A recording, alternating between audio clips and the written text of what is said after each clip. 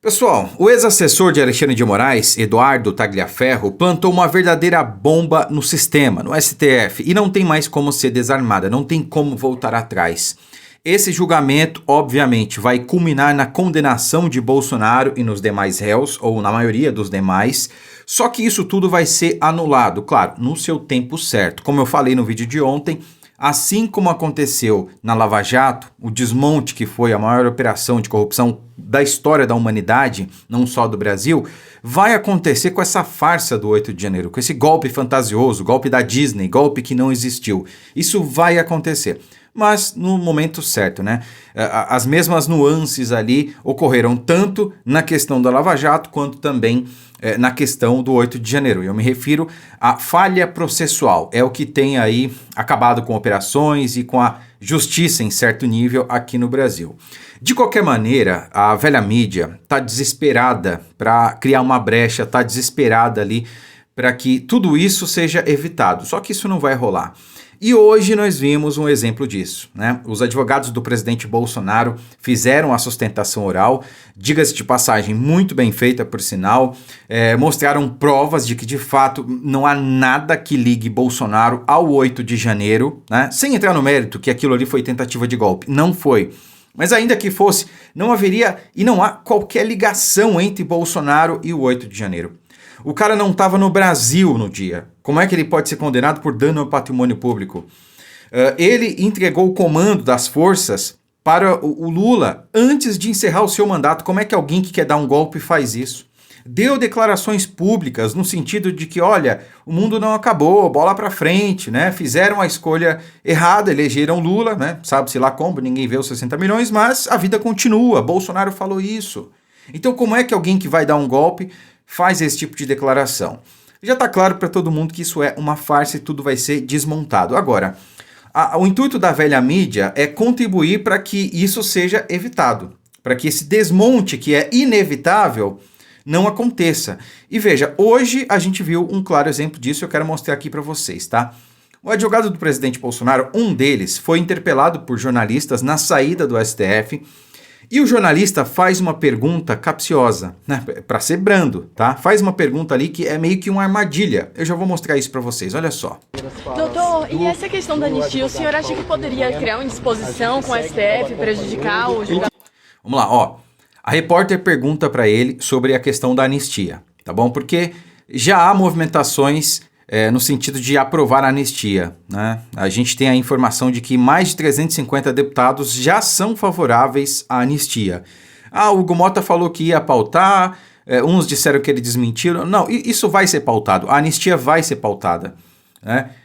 Algumas lideranças falam que após o julgamento do presidente Bolsonaro, essa vai ser a pauta única, a principal, a anistia. Não só para Bolsonaro, como também para todos os outros do 8 de janeiro que já estão presos, né? Não, são inocentes, tá, pessoal?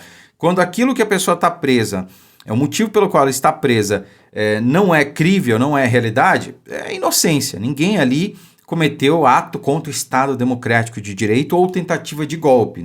Aquilo foi no máximo vandalismo, o que não dá cadeia no Brasil, né? Essa é a questão. Mas aí, a pegadinha, a armadilha da repórter está justamente nessa pergunta, em fazê-la para o advogado do presidente Bolsonaro. Tá bom? Eu vou terminar de deixar o vídeo aqui para vocês, no final eu vou dizer por que isso é uma armadilha, olha só. Que sentido? De alguma forma? Indisposição por quê? Porque é uma anistia durante o curso do julgamento. Mas aí a anistia é uma questão política, né? Não é uma questão jurídica. Eu me atenho aqui à questão jurídica. O senhor acredita, então, na absolvição do ex-presidente? Acredito e vou acreditar até o final. Tem uma condenação. O senhor deve correr, se condenado? Qualquer decisão desfavorável, a defesa recorre dentro do que existe de possibilidade de recurso legal, né? E nesse encontro de hoje com o presidente, qual a pauta? Não sei se vai haver esse. O senhor falou que não seria razoável a pena os senhores falaram, né, de 30 anos, a defesa já considera uma pena, no caso de condenação? Como eu disse, eu não acredito na condenação. Para vocês houve algum especial? Sim, isso a gente já colocou desde o começo, né? Dificuldade de acesso aos autos, etc. Dá licença só, pessoal, que eu tenho que ir. Bom, sem entrar nessa questão aí do que o advogado falou, né, não acreditar na condenação, ele sabe que Bolsonaro será condenado, ele sabe que Não importa quantos advogados tivessem no caso, que o que eles apresentassem, não importa, né? Não é uma decisão política, aliás, não é uma decisão jurídica, não é um julgamento jurídico, aquilo é um julgamento político. A gente sabe que a decisão já foi tomada há muito tempo, né? Claro, há algumas pressões aí que a gente vai comentar também no ar, mas a decisão já está tomada, né? Muito antes desse processo começar. Aliás, isso foi sendo construído ao longo dos meses, como mostrou Eduardo Tagliaferro, inclusive, né? Aliás, ao longo dos anos, né? Toda essa fantasia aí de golpe foi sendo construída ao longo dos anos. Enfim, meus amigos, por que o advogado ele falou isso? Porque tem gente criticando o advogado dele por ser contra a anistia. Eu tô vendo isso. Eu não vou mostrar para vocês, mas estou olhando aqui, ó, na minha tela. Tem gente criticando, gente que se diz de direita, criticando o advogado do presidente Bolsonaro porque ele é, segundo essa pessoa, contra a anistia.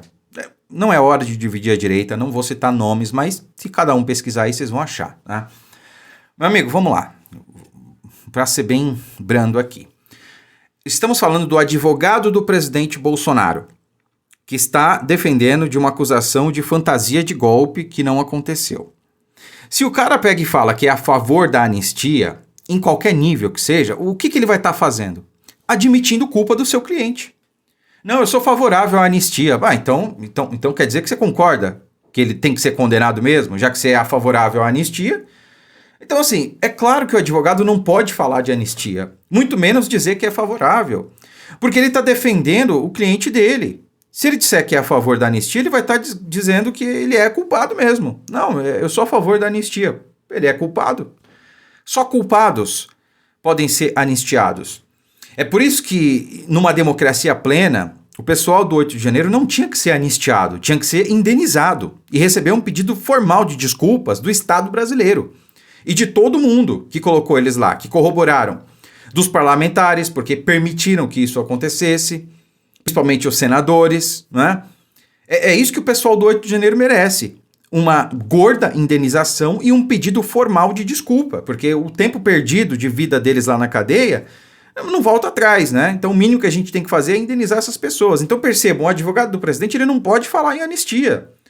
Né? Ele tem que falar que acredita realmente na absolvição, embora qualquer que seja a defesa que o Bolsonaro tivesse, ele ia ser condenado, porque o julgamento é político e não jurídico. Essa é a questão. Agora percebam que as coisas elas estão fechando, o cerco ele está fechando realmente, tá? Donald Trump já está criando meios ali de garantir que a lei Magnitsky ela seja cumprida por aqui. Olha só, não sei se todo mundo acompanhou, mas Tesouro dos Estados Unidos questiona bancos do Brasil sobre ações de lei Magnitsky contra Moraes. Não é só o Banco do Brasil, é bancos no Brasil, no plural. Então, segundo informações aqui da matéria, são 5 bancos que foram questionados aí sobre a aplicação da lei Magnitsky. Então, o cartão Elo, que em tese foi oferecido a Alexandre de Moraes, não poderia. Essa é a questão. E o que é isso? Senão meios de fechar o cerco, de garantir realmente que a lei Magnitsky seja cumprida. Porque primeiro, Alexandre de Moraes ele é o precursor, né? Ele está servindo aqui de teste, né? Então, garante-se que ele vai ser estrangulado financeiramente para depois, quando a lei Magnitsky for, e se precisar ser aplicada a outras figuras, né? Ela ser aplicada de maneira integral. Essa é a questão, tá? Fora isso, acho que todo mundo viu também a debandada do União Brasil e do Partido Progressista do governo federal. E num dia que, na minha opinião, não sei de vocês, mas na minha opinião, é um recado. Eles poderiam ter saído do governo e anunciado o apoio à anistia a Bolsonaro no dia 1º de setembro, segunda-feira. Por que esperaram para terça-feira, dia 2? Por que não na segunda? Porque dia 2 começou o julgamento da fantasia do golpe imaginário. Isso é um recado. É um recado claro, porque todo mundo já sabe que Bolsonaro vai ser condenado, né? Então é um recado, olha, a gente não vai mais participar desse joguinho aí, a gente está fora e vamos lutar pela anistia a Bolsonaro. Então é isso que vai acontecer. Já temos aí governadores se articulando pela anistia. Deiko, mas o STF vai julgar inconstitucional. Não importa, essa não é a questão. A questão é, só porque o STF vai julgar inconstitucional, vai barrar, ou vai criar meios para barrar, a gente não tem que fazer nada? Não, a nossa parte a gente tem que fazer. E a gente está falando de força política, então a gente tem mais de 350 deputados, vários senadores e agora governadores entrando nessa briga. Isso em ano pré-eleitoral. Percebam, força política em ano pré-eleitoral é tudo. A gente está a um ano da eleição. E é esse o medo do sistema. Por isso que ficam aí, ó, criando armadilhas, criando factoides, narrativas e olho vivo em gente que se diz de direita. Porque no ano que vem, figuras como essa aqui, que eu não vou mostrar para vocês, mas que estão aí criticando o advogado do presidente Bolsonaro por ser, entre aspas, contra a anistia, né? Apenas porque ele não ratificou o apoio, né? Vão estar nas urnas. Essa figura aqui foi candidata e vai ser candidata novamente o ano que vem. E eu me lembro muito bem em 2022, né? Tudo bem, eu estava pedindo votos para mim, fui candidato a deputado estadual, não sei se serei o ano que vem, né? Vai depender ainda de uma série de fatores, inclusive do apoio de vocês. Mas na ocasião, em 22, eu disse, olha, não votem nessa figura aqui, não confio. Chegou na direita agora. Pois bem, olha o tipo de declaração que a gente vê aí dessa figura. E o ano que vem vai estar nas urnas, né? Então, olho vivo e pé ligeiro, hein? Vamos acordar. Curta, comente, compartilhe o vídeo. Fiquem com Deus e até a próxima.